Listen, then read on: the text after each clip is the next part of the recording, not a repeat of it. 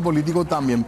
La pregunta que después la haremos durante a nivel político también, de actores políticos del Senado y demás, ¿por qué permitieron que el presidente Santiago Peña defienda como defendió esto? Lo hizo acá, lo hizo en Uruguay, cuando la cuestión parecía realmente lo que ellos mismos reconocieron que era una cuestión de venganza. Exactamente. Bueno, queremos hablar de esto porque hoy le volvieron a desaforar a Hernán Rivas, hoy volvieron a desaforar a Erico Galeano y también a Rafael Filisola después de tantas semanas y días de cuestionamientos. Y hubo, como decíamos, Diego, asesoría, hubo dictámenes que fueron escuchados en el Congreso, que fueron leídos después hoy en la sesión, y uno de ellos es de quien nos acompaña en esta noche.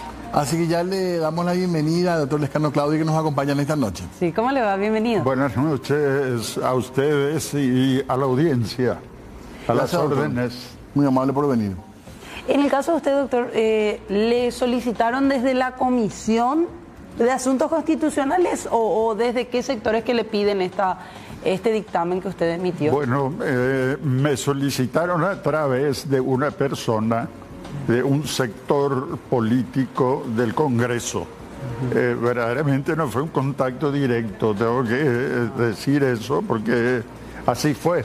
¿Verdad? Hay un intermediario que me manifestó que querían un dictamen sobre esta situación, un sector político del Congreso. ¿Le sorprendió que de le la pidan, Cámara de Senadores? Del sector oficialista, doctor? Sí, sí. ¿Le sorprendió que le pidan? La verdad que sí, porque justamente en un programa anterior aquí ya había empezado a manifestar los fundamentos de por qué esa medida adoptada era incorrecta. Y también a otros medios. En el dictamen está prácticamente un resumen de todo lo que había manifestado en este programa y en otros. De manera que era algo conocido, mi opinión ya era conocida, cuáles eran los fundamentos. Pero esto es formal, digamos, en el sentido que usted lo elabora. Sí.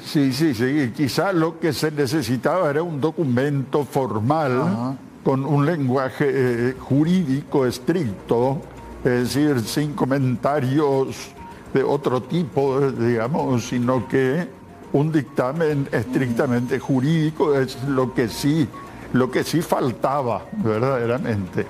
Y es eso lo que se solicitó. Esto pudo haber sido también eventualmente una obstrucción a la justicia, a los caminos dentro de la investigación de cada uno de estos senadores, doctor. Sí, lo que se pretendió hacer, esa devolución de fueros a senadores que anteriormente habían sido desaforados, evidentemente iba a constituirse una obstrucción a la justicia, es decir, una intervención de la Cámara de Senadores en un proceso penal en curso, cuando la Cámara de Senadores pudo tener una intervención correcta, legal, al conceder el desafuero, al conceder o también estaba la posibilidad de no conceder el desafuero. Pero ese es el momento en que las cámaras pueden intervenir respecto de un proceso penal, autorizar o no que se inicie ese proceso penal. Pero luego ya no pueden intervenir en un proceso que ya está en curso. Y creo que eso quedó bien en claro en esta situación. Creo que es una de las conclusiones que supongo que se tendrán en cuenta ya de hoy en adelante, de que la Cámara de Senadores, después de conceder el desafuero, ya es un tercero extraño al proceso penal. Doctor, para resumir nomás, recordando un poco aquella charla, usted decía, más allá de los argumentos jurídicos que está dando, que ante esta situación la justicia, digamos, debería directamente rechazar. Eso decía también usted se refirió a eso también en el dictamen. La verdad que no hice mención al papel que tenía que le correspondía al juez de la causa. Verdaderamente, a lo mejor se puede considerar incluso una omisión en ese dictamen. Sí hice referencia a la posibilidad de plantear una acción de inconstitucionalidad.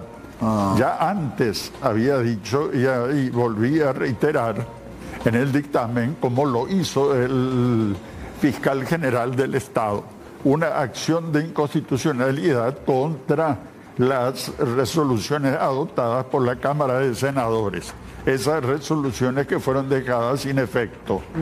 Que respecto de eso sí, anteriormente había mencionado, ¿verdad?, que el juez o los jueces de la causa no tenían por qué paralizar el proceso penal, porque se trataba de actos de nulidad insanable, actos que se podría considerar jurídicamente inexistentes o sin ningún efecto posible sobre un juicio penal, un proceso penal que estaba en curso y que estaba exclusivamente en manos, y que está exclusivamente en manos del Poder Judicial. Pierden, y uno de los dictámenes del ex senador de Duarte decía, el Senado pierde o el Congreso pierde totalmente competencia en un proceso judicial, similar a lo que usted está diciendo también, una vez que desafora a un par de los suyos. Ahí sí termina la competencia del Congreso. Sí, las cámaras tienen que autorizar que uno o algunos de sus miembros puedan ser sometidos a un proceso penal. Sí. En eso consiste la inmunidad de proceso. Sí. Un proceso penal no se puede llevar a cabo si es que no hay esa autorización de la Cámara a la cual pertenece el legislador. Y la autorización se da por medio del desafuero, concediendo o no el desafuero. Pero una vez que se concede, ya ese desafuero es por el resto del proceso penal, es decir, para todas las implicancias del proceso penal, para todo el tiempo que dure, para todas las instancias. No solamente había 2 juicios que incluso estaban en sus inicios, sí, no solamente para ese momento, sino para todo el proceso, el juicio oral, después, audiencia, apelación, todo el tiempo que sea necesario para la tramitación de ese proceso hasta que culmine de alguna forma, ya sea, digamos, por un sobreseimiento definitivo, por una sentencia absolutoria o condenatoria, pero ya la autorización que da la Cámara es definitiva. Para un caso concreto, para cada caso concreto, eso hay que también tener bien claro, que solo respecto de un hecho punible. Sí. Después, si se producen otros, habrá que volver a... Doctor, tiene que hacer. Esto hubiese ahorrado mucha discusión, mucha tensión política si consultaban antes de plantear algo así, ¿verdad? Bueno, yo creo que fue, no sé quién fue el de la idea. Sería una cosa interesante saber quién tuvo esa idea y convenció a un número importante de colegas. Realmente algo muy llamativo. Creo que no ha de ser un abogado. Espero que no, ¿verdad? Espero que no haya sido un abogado que haya estudiado, porque hay abogados que... Solamente esa es la posibilidad. Ahí tenemos un par de casos, claro, de dudoso paso por la universidad. Porque esto es algo que uno no piensa en esto. Yo hace tiempo que estoy en la cátedra universitaria y jamás se me ocurrió una cosa como esta en todos los años que llevo, de que pudiera plantearse una situación como esta. Ahora, ya mencionó, doctor, pero lo que hace el fiscal general, la Fiscalía General, era lo que habría que hacer, digamos, en este caso. Sí, yo creo que el Ministerio Público, es decir, el fiscal general del Estado, hizo lo correcto plantear una acción de inconstitucionalidad contra las resoluciones de la Cámara de Senadores. Esas resoluciones que hoy fueron derogadas, es decir, ya incluso se podría decir que la acción de inconstitucionalidad en este momento ya no tiene objeto, porque las resoluciones fueron derogadas por la Cámara de Senadores. Ahora, doctor, ¿qué pasa con la denuncia? Que un sector de abogados ayer presentó una denuncia penal ante el Ministerio Público contra aquellos senadores que participaron y más específicamente contra aquellos que votaron. ¿Cómo puede llegar a quedar esto? Es decir, ellos no quedan eximidos después de haber vuelto a derogar esas resoluciones, ¿o sí? Bueno, ahí entramos ya a un campo más difícil. Por una parte, ¿verdad? El hecho de intervenir en un proceso penal que está en curso, de interferir, ¿verdad? Y de hecho paralizar o pretender paralizar ese proceso constituye un atentado contra la independencia del Poder Judicial. La propia Constitución establece algunas medidas, que no se pueden ocupar cargos públicos por 5 años y también la eventual responsabilidad penal. Claro. En el Código Penal están previstos obstrucción algunos hechos punibles. Bueno, pero eso sería el punto de vista teórico. Indudablemente hay una responsabilidad, pero también hay que tener en cuenta la situación concreta, la situación fáctica, que consiste en que primero el Ministerio Público es el que tiene que decidir si existen elementos suficientes para imputar a estos senadores denunciados. O por lo menos abrir la carpeta, ¿verdad? Sí, analizar si existen elementos suficientes para presentar una imputación ante el juez penal competente. Y luego este juez tiene que pedir el desafuero. Bueno, y en este marco creo que son 20, más de 20. Sí. Ahora, y entonces es difícil pensar de que se conceda el desafuero para esos senadores. yo en la misma línea que Fernando nos hacía un poco de ruido esto. ¿Se puede entonces cometer un delito desde un curul? ¿Se puede entender así, doctor? No, desde el punto de vista jurídico eso no significa que por el hecho de ser senador o diputado o ocupar cualquier otro cargo público, eso no significa que uno pueda cometer hechos punibles y quedar impune. Claro. Existen las vías, los mecanismos para hacer efectiva esa responsabilidad penal.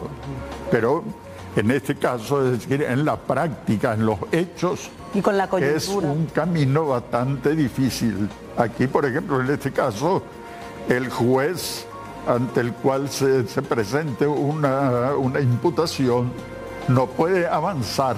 Sí. Lo que tiene que hacer es pedir el desafuero. Que iba a encontrar la muralla. Y ahí eso queda, ese es el momento en que la cuestión está en manos de la Cámara respectiva. Otra vez. Y solamente si hay desafuero se puede llevar adelante el proceso penal.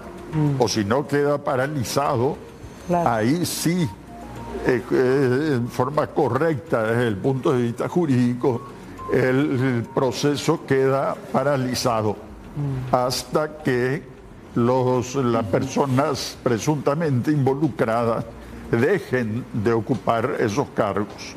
Claro. No hay prescripción de la acción, no hay, ¿verdad? Pero el juicio no puede avanzar. Queda allí paralizado, Congelado hasta que terminen el periodo, su mandato como legisladores, y después eventualmente se puede avanzar con el proceso penal. Las opiniones que dio Santiago Peña, doctor, con respecto a esto, cómo se puede entender, más allá de las opiniones en sí, en cuanto a lo que él dijo, que no, que la justicia todavía estaba demorando, da la sensación que quedó muy expuesto, pero analizando como poderes constitucionalmente, digamos, ¿le está permitido? ¿Significa parte del equilibrio de poderes o cómo se entiende? Bueno, yo creo que hay que cuidarlo más. Yo, digamos, si es que tuviera alguna posición como esta, un cargo de senador o diputado, lo que haría es cuidarlo al presidente de la República, más todavía si es de mi sector político. Yo creo que aquí no se lo asesora correctamente, porque indudablemente lo que dijo fue algo absolutamente equivocado. Como es de otra profesión, no es abogado, yo creo que tiene que tener el asesoramiento en cuanto a estas cuestiones, porque lo que dijo es absolutamente errado. Es propio de una persona que no tiene idea de las cosas, de los hechos, de estos hechos concretos, no tiene conocimiento. Claro. Y lo que a mí me llama la atención es que no se lo cuide, no se lo asesore, Claro.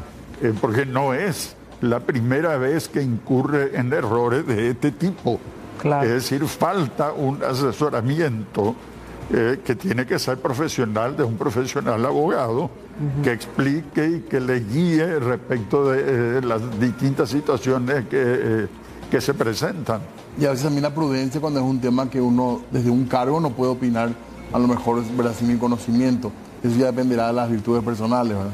Sí, también a veces ocurre eso, quizá no tanto cuando se trata de cargos del Poder Ejecutivo y del Poder Legislativo, en que se puede manifestar una opinión, pero así como está diciendo, yo creo que aquí lo que faltó es fundamentalmente prudencia. Claro.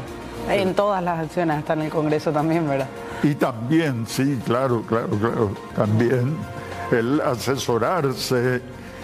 Por eso hay que ver quién fue el de la idea. Por ejemplo, ustedes, los periodistas, Claro. quizá podrían llegar al conocimiento. ¿Y por qué no le pregunta de dónde al que surgió la idea? al que le pidió la asesoría? Pregunte, doctor, después usted nos pasa. ¿Podemos hacer eso? Nosotros podemos comprometer a usted, doctor. Al intermediario que lo contactó. Bueno, abogado, le agradecemos muchísimo por traernos su visión nuevamente aquí al programa, por su tiempo, por sobre todo y su presencia en esta noche. Muchas gracias a ustedes y agradecimiento por esta invitación y un saludo cordial a la audiencia. Un gusto escucharlo siempre, doctor, muy amable. Gracias. Gracias. Muy amable. Tenemos que hacer breve pausa, ya venimos.